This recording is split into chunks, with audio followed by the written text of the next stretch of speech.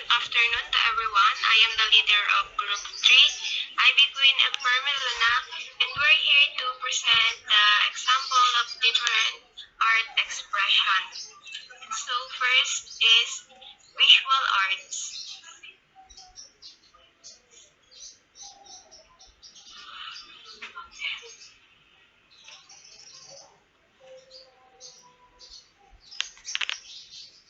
The medium that I chose in visual art is painting, and I decided to present the artwork of Pablo Picasso entitled La Vie or The Life in English.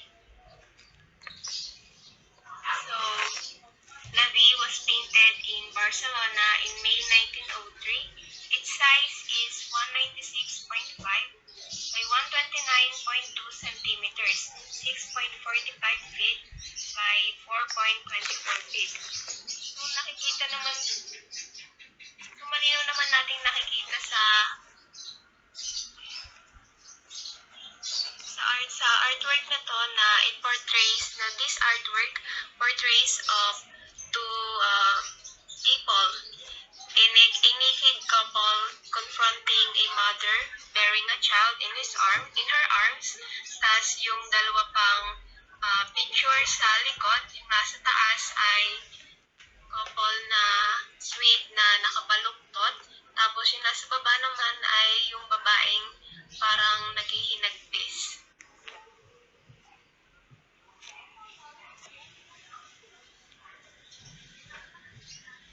La Vie was originally painted in oils on canvas by Picasso in 1903 and is executed in shades of blue, a color traditionally associated with sadness. Creator of the artwork: Pablo Diego Jose Francisco de Paula Juan Nepomuceno Maria de los Remedios Cipriano de la Santísima Trinidad Martir Patricio Clito Ruiz y Picasso, or mostly known as Pablo Ruiz Picasso, was born in Malata, Spain on October 25, 1881. His mother was Doña Maria Picasso y Lopez. His father was Don Jose Ruiz Blasco, also an art teacher. So Picasso was a Spanish painter, sculptor, printmaker, ceramicist, and theater designer. So kinilala siya as one of the most influential artists during the 20th century. He is known for co-founding the Cubist movement, the invention of constructed sculpture, the co-invention of collage, and for the wide variety of styles that he helped develop and explore. His most famous artworks are Les Demoiselles d'Avignon, 1907, tsaka yung Guernica. So, to make it shorter, Pablo Picasso has a great influence talaga. Parang marami na siyang naiambag sa larangan ng art.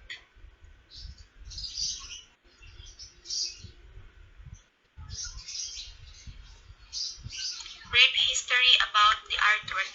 So, Picasso has a Catalan friend named Carlos Casagemas that he met when he studied art in Barcelona and at the Royal Academy of San Fernando in Madrid. Picasso is a frequent patron of brothels, while Casagemas was not really a fan of it due to his sexual impotence. So, Picasso and Casagemas traveled together in Spain during the summer of 1900. So, lagi silang magkasama sa lahat ng bagay. Parang kumbaga is partners in crime po sila.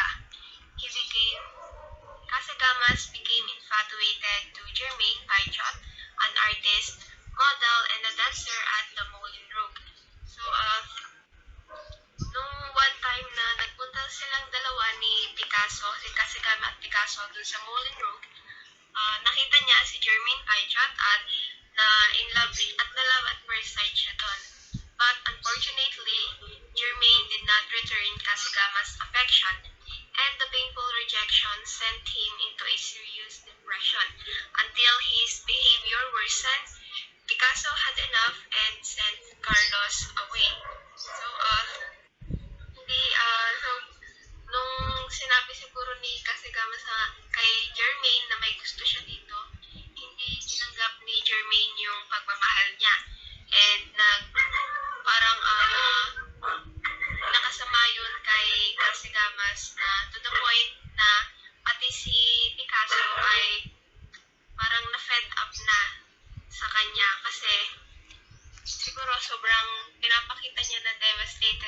siya dahil lang dito sa babae.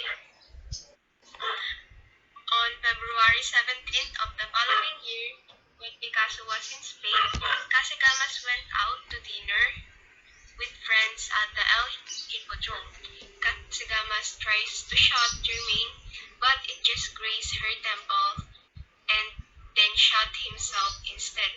So, parang dito sa itong pagkamatay ni Kasagama yung naging dahilan kung bakit naipinta ni Picasso yung labi. And actually kasi ito yung nag-trigger yung pagkamatay talaga ni Kasagamas, yung nag-trigger kay Picasso para ipintay, para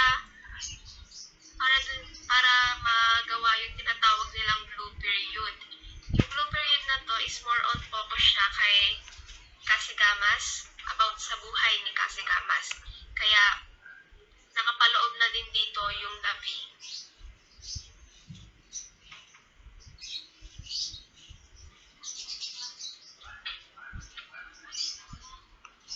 The message the creator of the artwork wants to convey. It is said that Picasso never intended to discuss about its meaning, like parang itong painting lang to yung parang ginawa niyang alay or tribute tong painting to his friend Kasagamas nga about the life that he will never have kasi diba kung napapansin nyo dun sa yung painting is yung lalaki nakaturo dun sa mag-ina. Parang si Kasagamas yun, parang parang ini-imagine niya yung buhay niya na may pamilya. But unfortunately nga,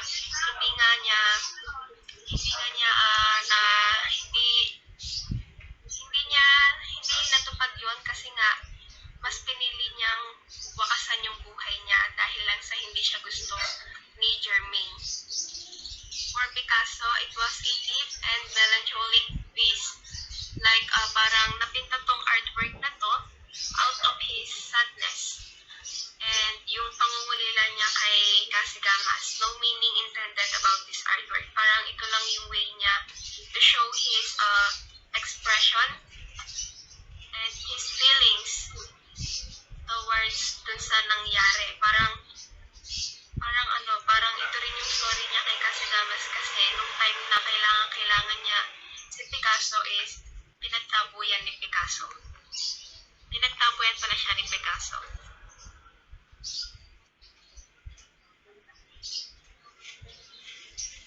Other meaning of the artwork that the presenter thinks the artwork is trying to convey. Na para sa akin, in my own observation about this artwork, what it was trying to convey is we should think before we make a move. Like, na once na nakagawa tayo ng isang bagay, mahirap na nating ibalik yun na once na nakagawa na tayo ng pagkakamali, mahirapan na tayong ibalik o itama iyon. Kasi, para sa akin na nakikita ko dun sa artwork na yon, yung sa labi, na parang full of guilt yung lalaki doon kasi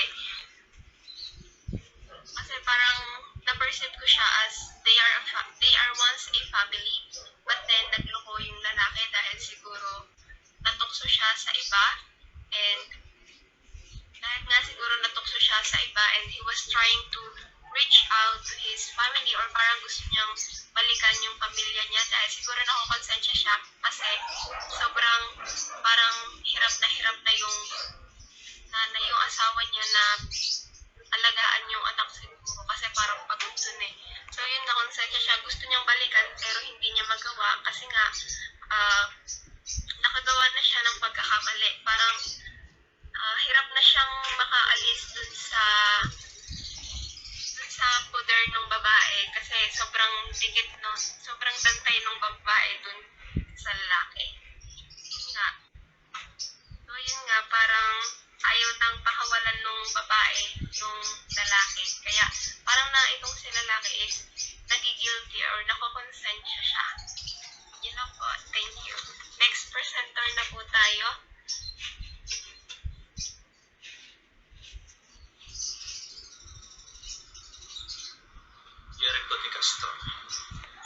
good afternoon to all. Visual art, sculpture, mother and child. So,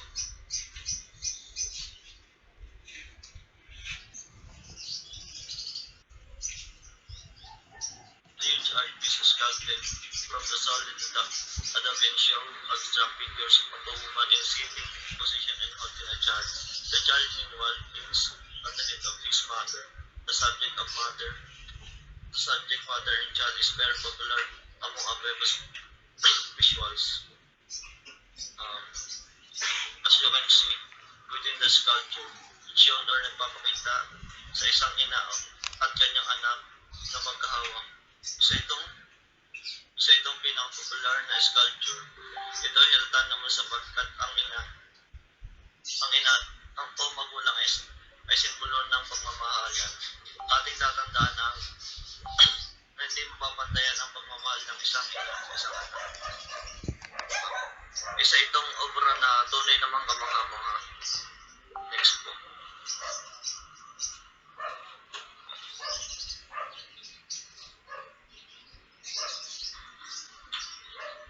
Painter of the artwork. Napoleon B. Abueva is a known father of modern Philippine sculpture, the recipient of the most prestigious award, National Artist of the Philippines in 1976 of the field of visual arts, sculpture. He is known also a master of both academic representational style and modern abstract.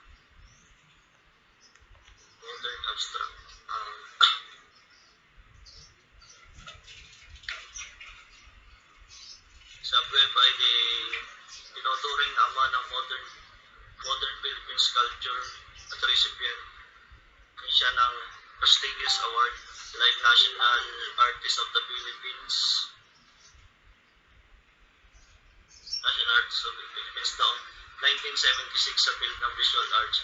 Tapos kilala din siyang master of both academic representational style and modern abstract. Next po.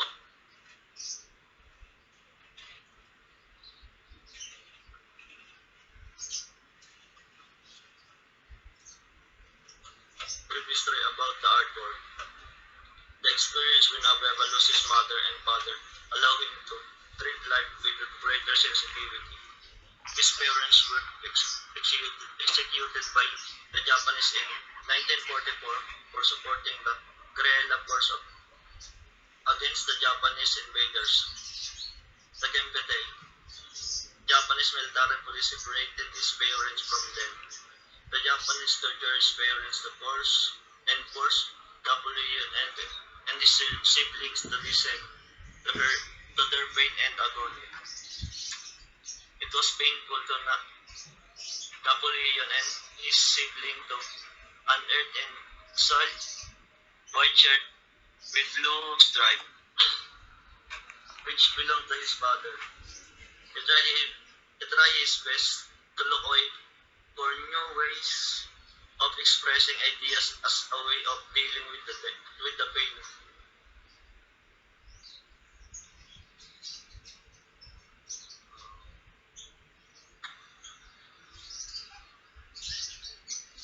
Ginawa ni Abueva itong artwork na ito based sa sarili niyang experience mismo kung paano siya nawala ng magulang.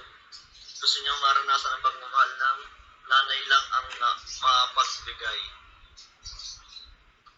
Dahil sila magkapatid ay nangungulila sa aruga ng isang ina.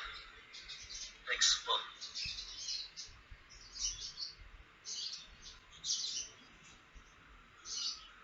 The message of creator of the artwork wants to convey the pride of the motherhood, relationship between mother and child, in all their glory.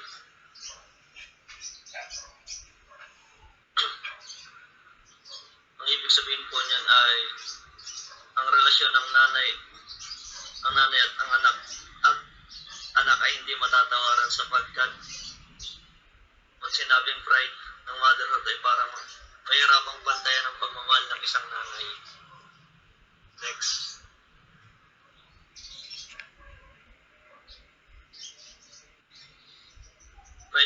vision of a web sculpture is present his unique vision, frequently seen to serve a specific function, somewhat humbly, insists the sculpture manual labor infuses much of, the, of his work with a particular purpose. The function of his public works lies in the way they inspire respect for previous generation and reminds the viewers to the past of heroism of the of the moment and it made history while keeping a watchful eye over the present.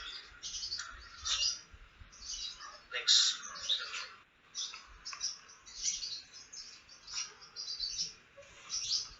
Next na. Joshua Enriquez. Pa-next po. Will, don't look up.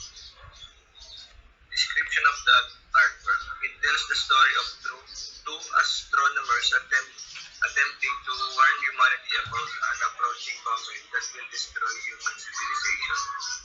The impact event in an allegory for climate change, and the film is a satire government, political, celebrity, and media indifference the climate crisis. Sinasabi nga po dito na ito ay tungkol sa dalawang astronomers na nag-attempt bigyan ng warning ng mga tao tungkol sa paparating na COVID na sisira sa sibilisasyon ng mga tao o sa mundo. Pa-next po. Creator of the artwork, Adam McKay, born April 17, 1968, is an American screenwriter, director, comedian, and actor. McKay has a comedy partnership with Will Ferrell, with whom he co-wrote the film Anchorman, Talladega Nights, Don't Look Up, and The Other Guys. McKay was born in Denver and was raised in Worcester, Massachusetts, and later Malvern,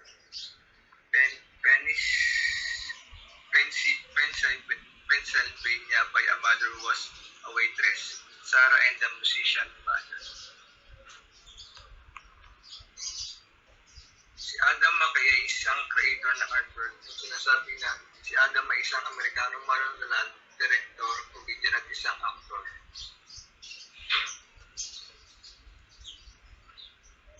Pinanganak siya sa Denver at lumaki sa Worcester, Massachusetts. Her mother, Sarah, was a waitress and the father is a musician. Next po.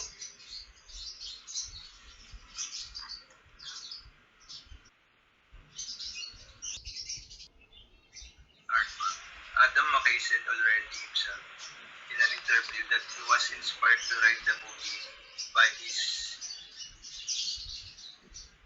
burgeoning terror about the climate crisis, and then the pandemic happened, and the comedy about even the most obvious of threats, failing to steer collective action, became suddenly newly relevant. It also want to tackle or question of whether our culture has become too depressing to observe, too lamentable to satirize. Kaya nagawa itong artwork na ito ay dahil na-inspired si Adam McKay na maggawa ng movie about climate crisis. And nasaktuhan nga na nangyari yung pandemic na dagdag ng ideas sa kanya sa paggawa nitong movie na Don't Look Up. Next point.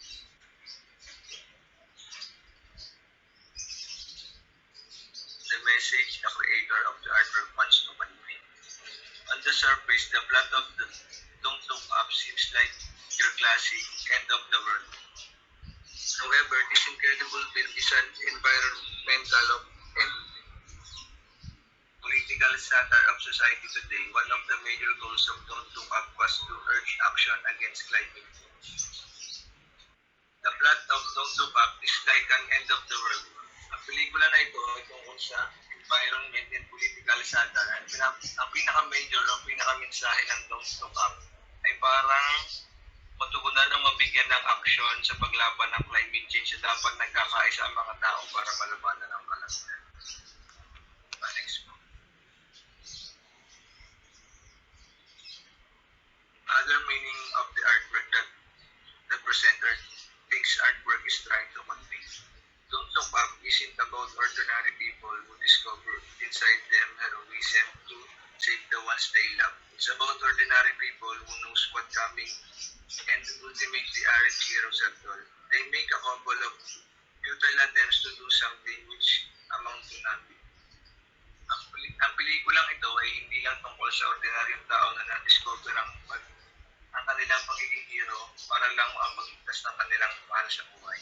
Ito ay tungkol sa mga ordinaryong tao na alam kung ano ang mga darating at higit sa lahat, hindi sila hero. Sila ay ordinaryong tao lang at gumagawa sila ng walang saysay na pagtatangka na gumawa ng isang bagay na walang talaga. Next po.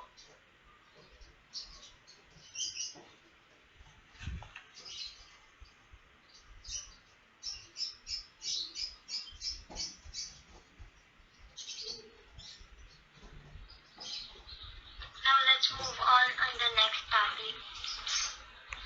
Hello everyone, I'm Renzelin SMC. Next one. What can you see in this picture it is the art of clay, the anthropometries of the blueprint. Anthropometries. Next one.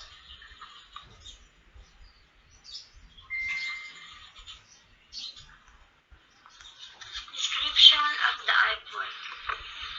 Its clay used snake, woman as a human paintbrush to make his anthropometry paintings, which were produced as elaborate performance in the front of an orchid. The glazed experimental series spread a series kung saan ang mga babaeng modelo ay hinihiran ng blueprint and drag across or laid onto canvas to create an image using a model as a vivid brush at tinatawag niya itong estilo ng pag-aaral sa anthropometry. Next po.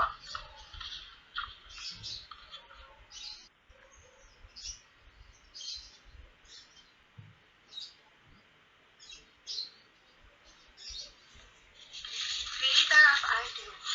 Yves Klein was born April 28, 1928 in Nice, France. His mother, Marie Raymond, was a prominent figure in the art informal movement, a period in France during 1940s and 1950s that involves abstract gestural techniques. His father is Fred Klein painted landscape in the Impressionist style. Yves Klein is one of those persons who believe that he has a mission. He can achieve every important thing he had. The feeling that he was on earth to change emotion. Yves Klein is decided that gonna do something important, which could avoid he gonna make a gallery his work, and he is paint everything in white, and he was absolutely fantastic. The critics were having fun and whispering to them that there's a something who exists even if it's empty. Next po.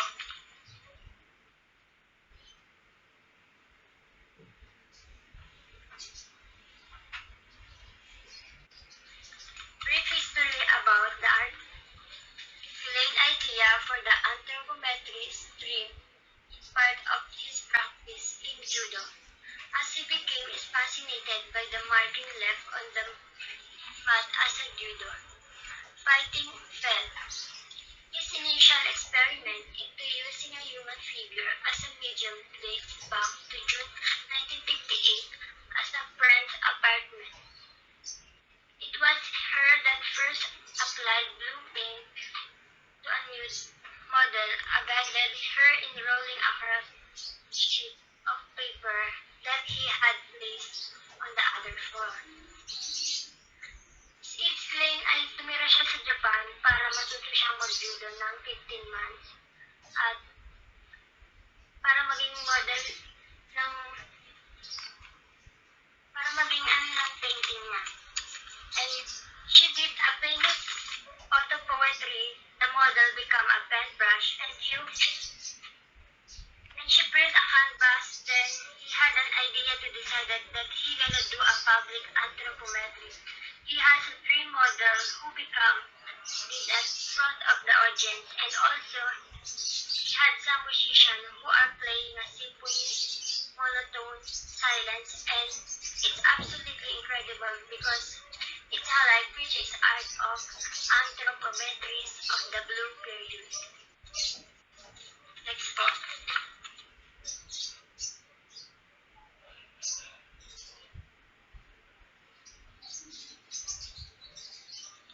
The message the creator of the artwork wants to convey.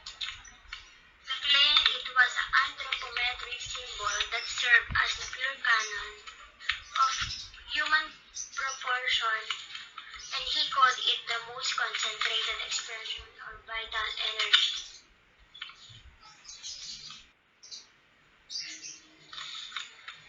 Higgs was always experiencing the way that expressing what he wanted to say and what he felt he had to say. And I think it is at Higgs' work he was a mind behind, and it was able to understand and return his ideas or something tangible. Next po.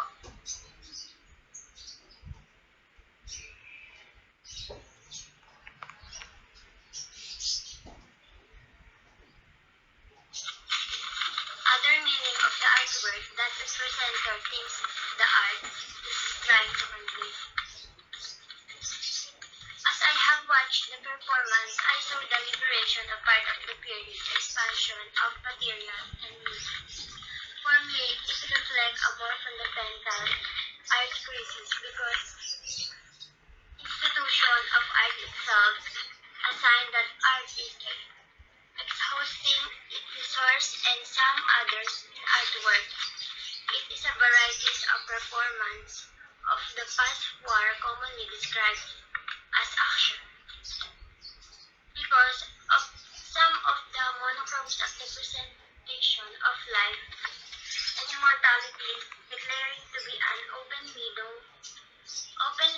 freedom as the possibility of being immersed in the existence of color. Yan po at maraming salamat. Thank you.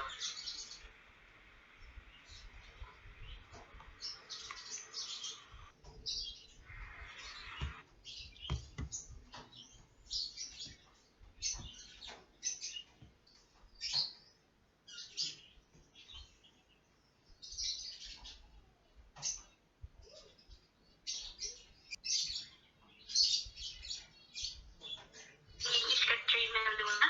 The next type of art expression I will present is poetry performance. Here is an example of poetry performance held here by Michael Agnew. I'm afraid of a lot of things. I'm afraid of the dark, of public space, of dying alone. Those awkward greetings where he goes for a handshake and I go knockback. And I end up looking like an sham.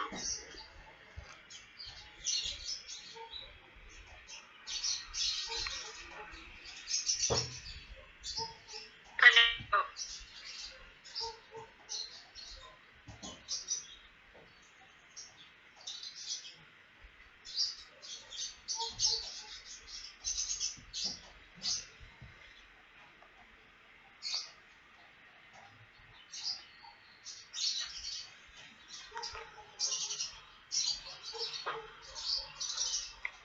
Fear of stuttering and then him using it for his glory.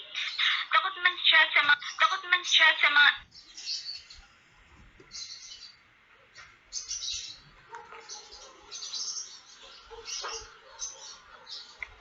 fear of stuttering and then him using it for his glory. Takot man siya sa ibang bagay, ngunit sa kabila ng kanyang takot ay may Diyos na tatanggap sa kanya. Next po. The creator of the artwork, Michael Agnew is a Christian most inspiring and talented spoken word poet, the student Director of St. Andrew United Church, Plano, Texas. He graduated in Baylor University with a bachelor's degree and a minor in religion. Si Michael mas kinilalang stalwart artist. Next po. Brief history of the artwork. He shared his personal struggle with fear and with his speech disorder, stuttering, and lips. He also considered God as an important source of power through which all battles can be fought. Puno sa kanyang kapansanan dahil sa kanyang pagsasalita at may mga ilang bata sa middle na siluwang si Michael. So, something like the with a sponge in his mouth. So, tinaray niyang pigasin yung letrang S, ngunit mas pinili na lang niyang itigil at hindi na lang niya mapakinggan ang kanyang pagkautan. Next po.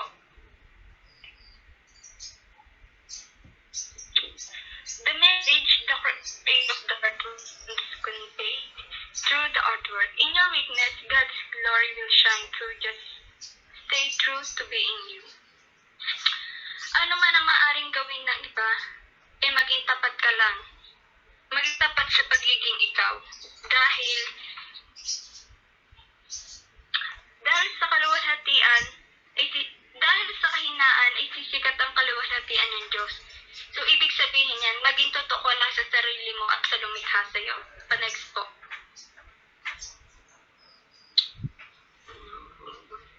The other meaning of the artwork that the presenter thinks the artwork is trying to convey. This artwork inspires all of us that whatever fear we have, let us not be afraid to face and try it. Because if we do not resist it, we will not grow and develop. Only ourselves can help to overcome the fear. Be true to ourselves and trust. So, itong artwork na to, nag-inspire kumbaga yung labanan yung takot na meron tayong lahat. Kumbaga, maging, maging malakas, kumbaga, maging gabay natin ang Diyos sa pagharap natin kung ano man yung takot na meron tayo. At sabi nga ni Michael Agnew, tulad na isang reaksyong chemical na banal na espiritu, hindi nagtagal na pagtagumpayan niya ang kanyang pagkautal. So God has a plan for us, and He will overcome any fear that may be on our way. Siya ay mas malaki sa lahat ng ating takot. Ilamang po. Thank you.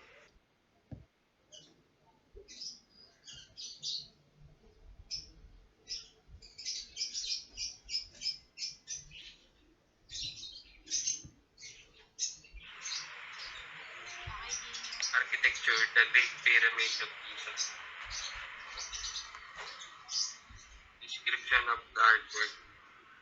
The Great Pyramid of Giza is the largest Egyptian pyramid and tomb for the 4th dynasty Pharaoh Khufu, built in the 26th century BC during a period of around 27 years. It is the oldest of the 7 wonders of the ancient world, the only one to remain largely intact as part of the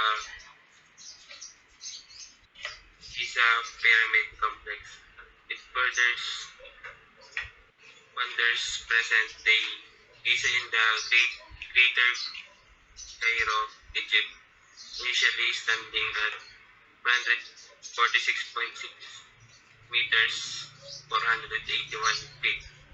The Great Pyramid was the tallest man-made structure in the world for more than 3,800 years. I choose the Great Pyramid of Giza for my artwork.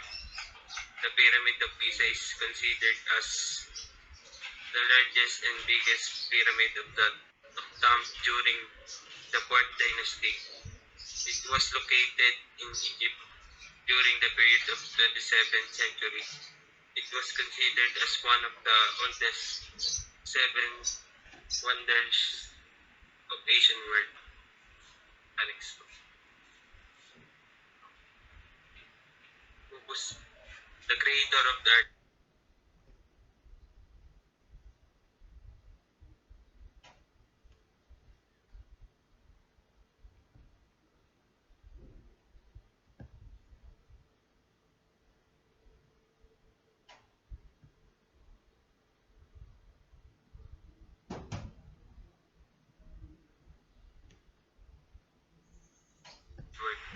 Rufus Visser Hemino, also called Hemon, is believed by some to be architect of the Great Pyramid. He was a man who lived in ancient Egypt and as Visser, succeeding his father Nefermat and his uncle Khenefer Hemino, was one of the most important members of the court and responsible for all royal works. The, the so-called creator architect of the Great Pyramid of Giza, it was Hemino, also known as Hemon. He is a vizier of King Cheops or Khufu. Hemon is considered as one of the important members of the court and royal group in Egypt. His tomb is placed close to Khufu's pyramid.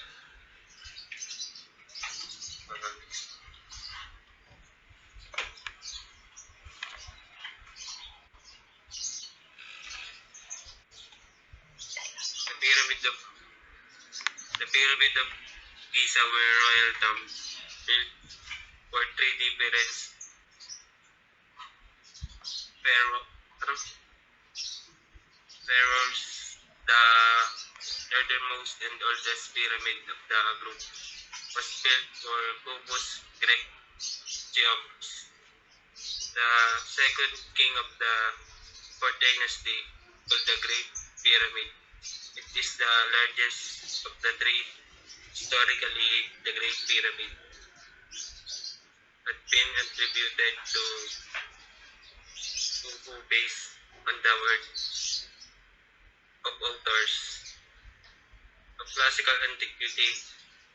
First and foremost, Herodotus and Theodorus Siculus, Egyptologists, conclude that the pyramid was built as a tomb for the fourth dynasty Egyptian pharaoh Khufu and estimate that it was built in the 26th century during a period of around 27 years.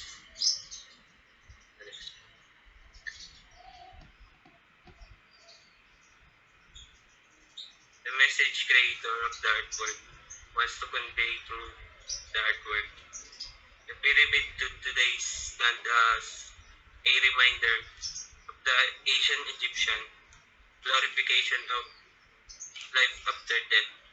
And in fact, the pyramid were built as monuments to house the tombs of the pharaohs that was since fairly in beginning of journey to the other world.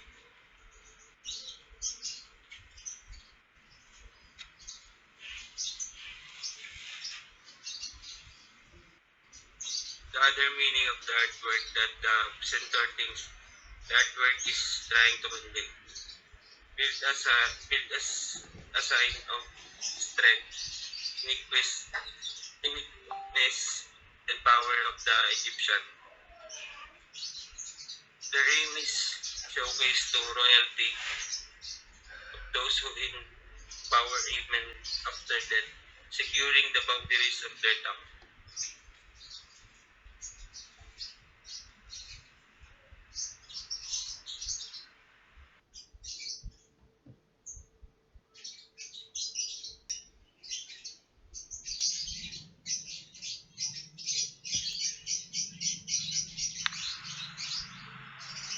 Theater.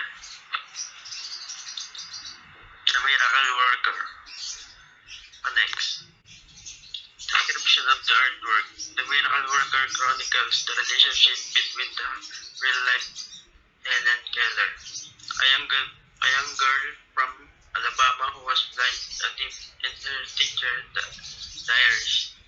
Headstrong Annie Sullivan from Boston.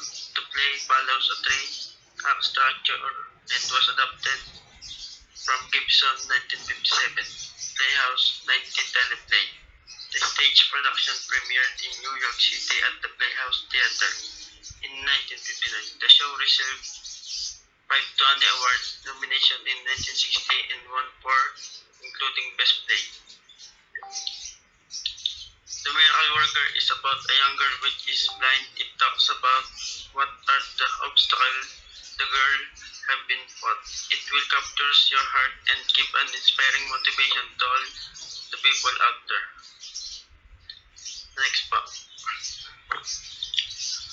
creator of the artwork, William Ford Gibson, born March 17, 1948, is an American-Canadian speculative fiction writer and essayist widely credited with pioneering the science fiction subgenre known as cyberpunk.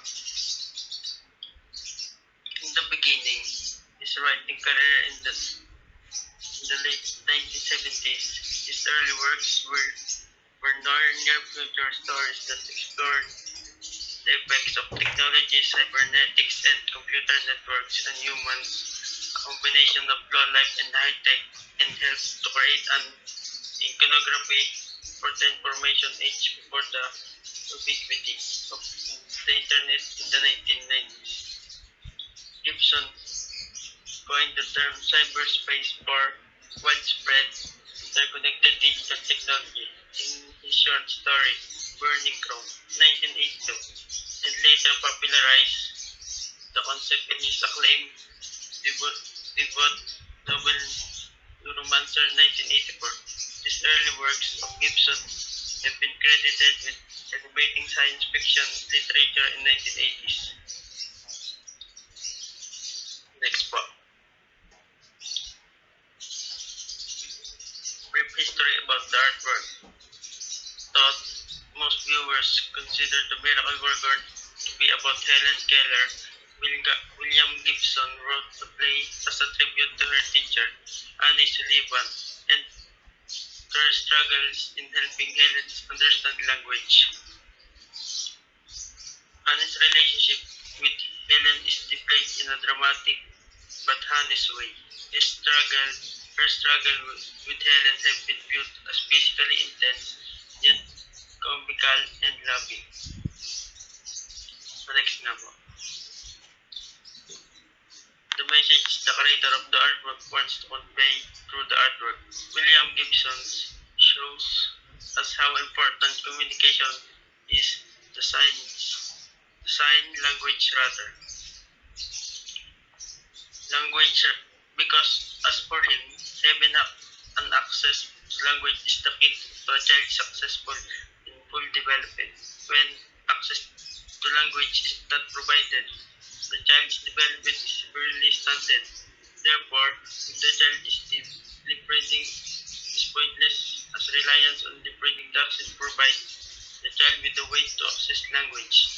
Signing does. If the child is deep blind, tactile signing provides him with a way to access language. Next nga po. The other meaning of the artwork that the presenter thinks the artwork is trying to convey. The Miracle Worker is all about a teacher named Anne Sullivan who is trying to help a deaf and blind child named Helen Keller to spell. The movie was amazing and inspiring to me. It motivates a lot.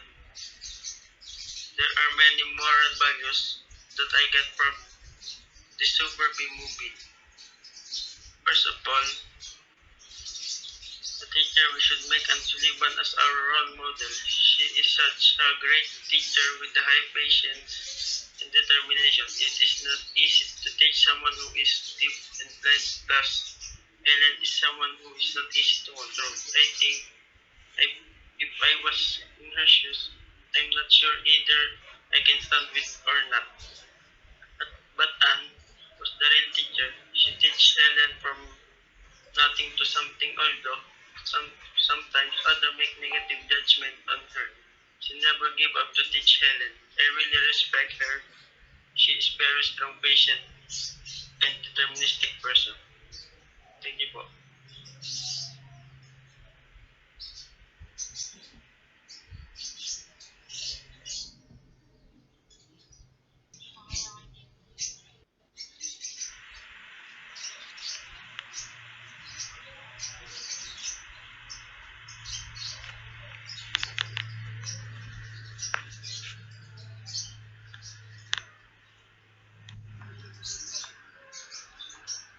Okay, game na.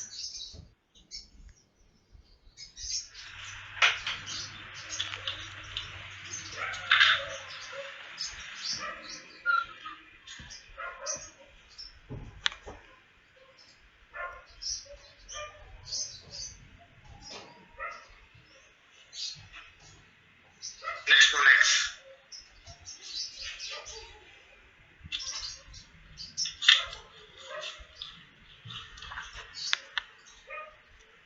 Yushi, mga kababayan ko. Next po.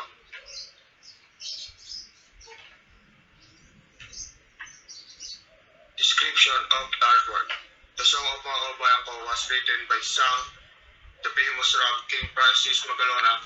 This song he offers for his countrymen or the Filipinos. His song promoted the very essence of every Filipino, their culture, their identity, their very self.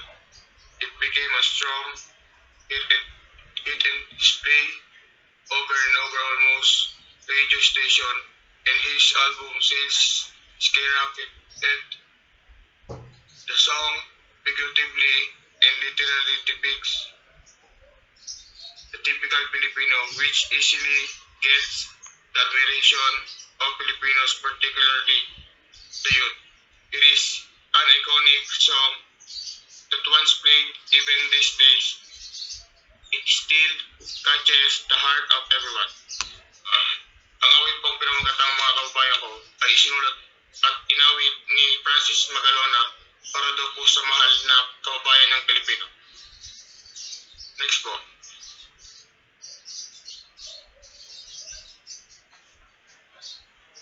The creator of the artwork, Michael Durao Magalona, was born October 4, 1964. He died on March 6, 2009. Also known by the moniker Francis M, was a Filipino rapper, singer, songwriter, entrepreneur, actor, and television personality. He is widely regarded as the best and the most successful local Filipino rapper of all time, born in Manila. He is often credited as the pioneer of Pinoy hip-hop, was the first Filipino rapper in the Philippines to cross over into the mainstream. He became a significant influence to artists in Pinoy hip-hop scene and local rap community. Si Francis Magalona daw po ay kilala bilang sa sikat na Filipino rapper, mga awit, manunulat ng kanta at negosyante. Si din ay kinikilala bilang pinakamahusay na Filipino rapper sa lahat ng panahon. Next po. Brief history about the artwork. While his artistic talent are indeed unparalleled, what was most striking about Magalona was his nationalistic sentiments. He is credited to have started Makabayan nationalist rap, where his song would talk about Filipino identity and address societal problems such as our diabetes mentality.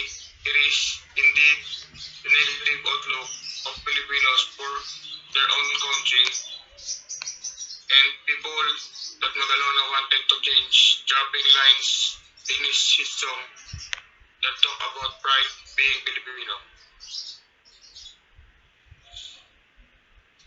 Bagamat ang kanyang talento sa sining dobo ay walang kapantay, ang pinakakapansin-pansin kay Magalona ay ang kanyang nationalistikong damdamin.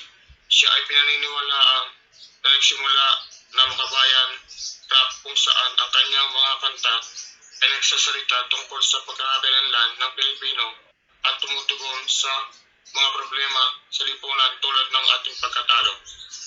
Next po. The message the creator of the artwork wants to convey through the artwork. He suggests in this song that no matter what color state we are in life, it is not obstacle to achieve dream we hope in life.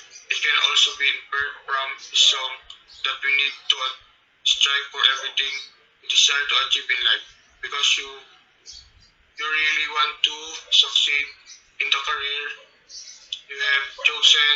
You should strive to reach them and everything. To reach dreams, also avoid being jealous of each other because it will lead to not get expected dream in life. If envy is what makes our heart laugh, we will forget our true goals. It is succeed and conquer your chosen career. We just remember that we can achieve what we want in life. Minumungkahi niya sa kantang ito, anuman ang kulay ng atestado natin sa buhay, hindi hadlang upang makamit ang pangarap na inaasam natin sa buhay. Next po. The other meaning of the artwork that the presenter thinks the artwork is trying to convey. If you are hoping for a dream, you should not choose to lose it because that dream will serve as a light, or it will be great success that you will enjoy and jealousy. Whatever you have achieved is must stop fulfilling your dreams. Para po sa akin, kung ang pangarap ay inasam, huwag mong piliin na mawala ito dahil ang pangarap na ito ay magsisilbing liwanag at magiging isang malaking tagumpay na tatamasahin. Yan lang po.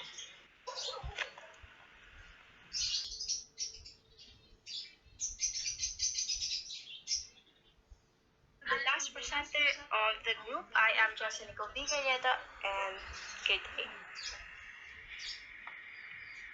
Next, please.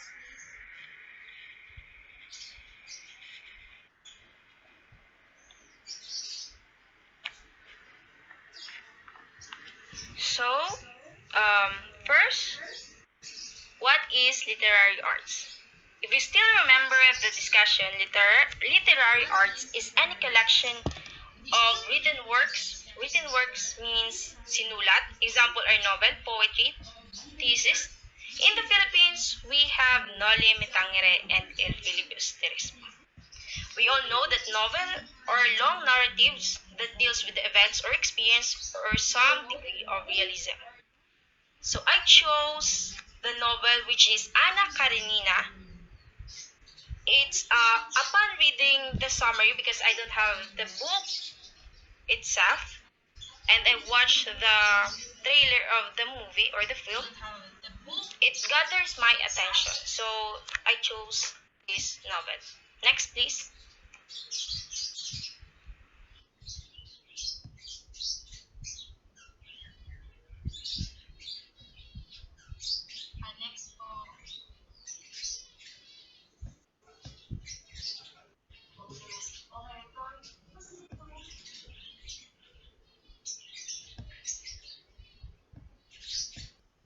So, I am the last presenter of the group. I am Jessa Nicole Vigalleta. Sir, sorry kasi nag-lag bigla yung hindi ko alam kung na-record yung sinabi ko kanina o hindi.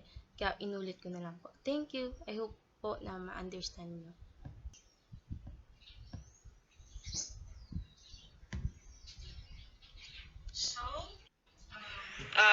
First, what is literary arts? If you still remember the discussion, literary arts is any collection of written works. Written works means sinulat. Example are novel, poetry, thesis. In the Philippines, we have Noli Me Tangere and El Filibusterismo. We all know that novel are long narratives that deals with the events or experience or some degree of realism. So I chose the novel which is Anna Karenina. It's upon reading the summary because I don't have the book itself and I watched the trailer of the movie or the film, it gathers my attention. So I chose this novel. Next, please.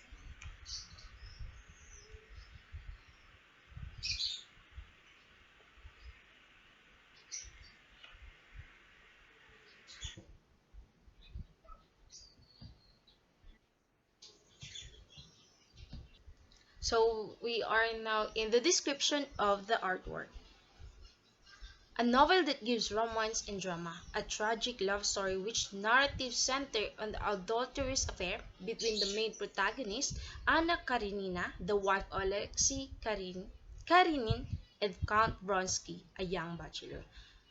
It is not your ordinary love story kung saan puro happy ending, puro lang about love. No, it tackles more on the love affair with rich portraits of Russian high society, politics, and religions. This novel is will catch your attention, the emotion and the storyline was absolutely amazing. But meron din naman siyang mga makukuha mo love story kasi meron doon na mga characters na nagmamahalan. But then, it is a love of difficult love kasi to. Kaya nga sinasabi kong hindi siya ordinary love story. Next, we're going to proceed to the creator of the artwork. So, by the way, ang Anna Karenina, marami lang siyang nomination. And one of the best novel in 19th century.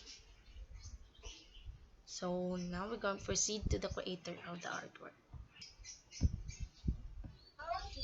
Or the novel itself. Count Lev Nikolaevich Tolstoy, also known as Leo Tolstoy, a Russian novelist and writer of philosophical and moral texts, born on September 9, 1828 at Yasnaya Polyana, Russian Empire. Leo Tolstoy was a nickname given by his uncle. It means fat. And Tolstoy has 13 children. At the age of 30, dun siya nagpakasal. Kasi nag-inspire sa kanya na magpakasal yung mismong pinsan niya. Next.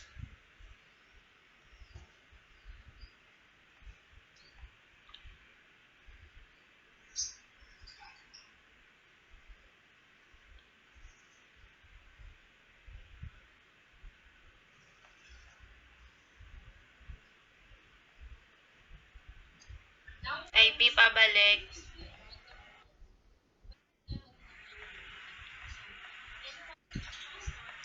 Now we're going to proceed to the brief history about the artwork.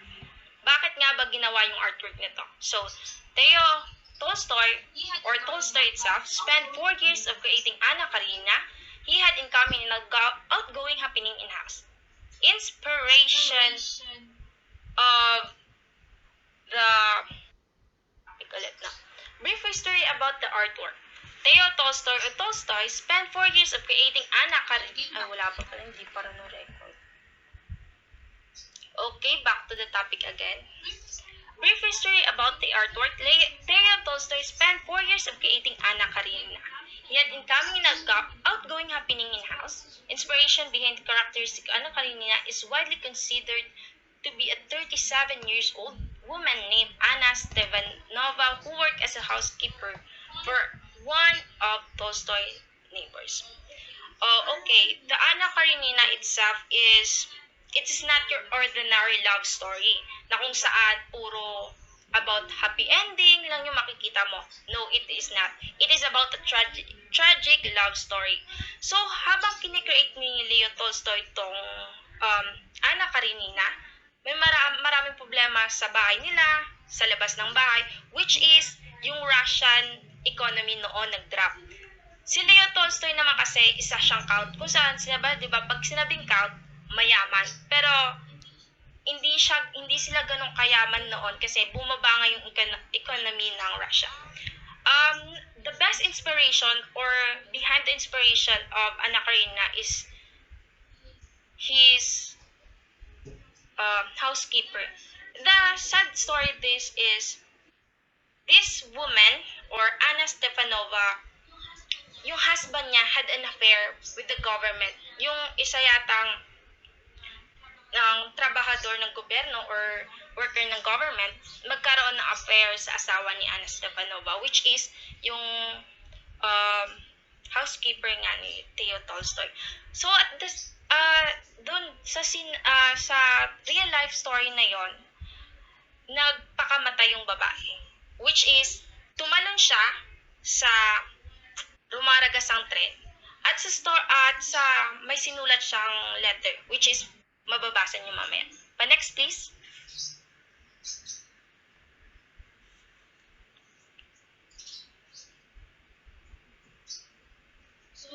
So, ito yung letter na nakalagay doon. Ito nga yung letter na nakalagay. You are my killer. You will be happy with her if murderers can be happy. If you want to see me, you can view my body on the rails of Yasenki. Ito yung kung mababasa niyo yung summary kasi wala nga akong book nun. Mababasa niyo yung summary nun, makikita niyo rin kung si Anna Karenina mismo, ano yung nagtulak sa kanya, bakit rin siya nagpakamatay dun sa rumaragasang tren. Next please.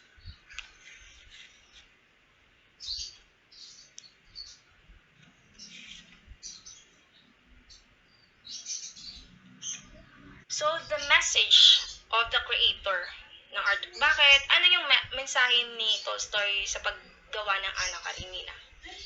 Karenina literally means of Karenin, pointing to her direct connection to her husband, which she cannot escape. Okay, brief summary or ng story na Anna Karenina is a beautiful woman who is married to Alensky, who is married to Alexei Karenin.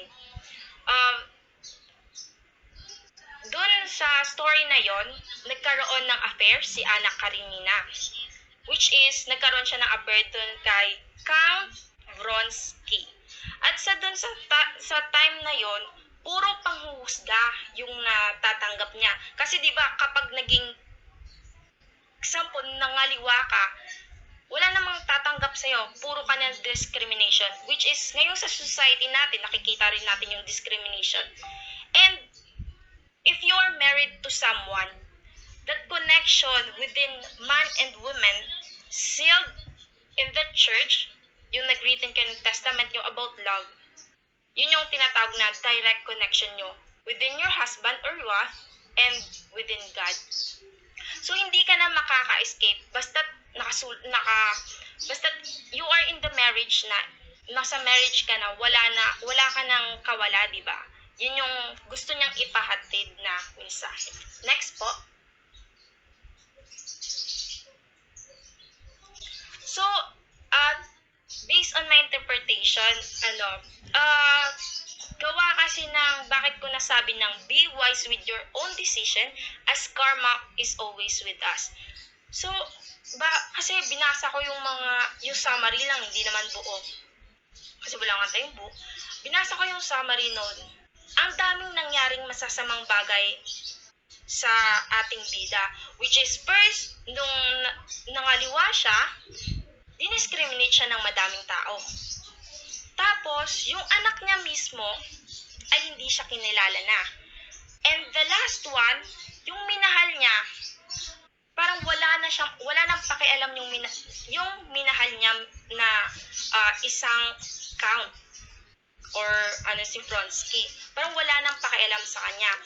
So, and the last is death, kamatayan, which is napakasakit kasi dahil sobrang lungkot, hinagpis, or grabe na yata yung hindi niya na-take yung mga tawag dito, yung pangungutya ng tao at pandidiri sa kanya, nagpakamatay siya.